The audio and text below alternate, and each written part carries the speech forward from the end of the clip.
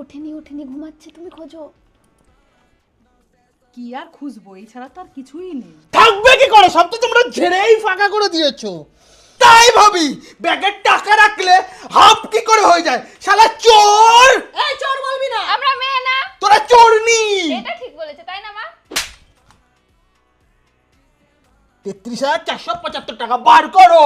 এই আমরা এত টাকা নিইনি। হ্যাঁ মা, আমাদের হিসাবের খাতাটা বার করো তো। যা বার করবি কর, আজকে সব সুদে আসলে নেব।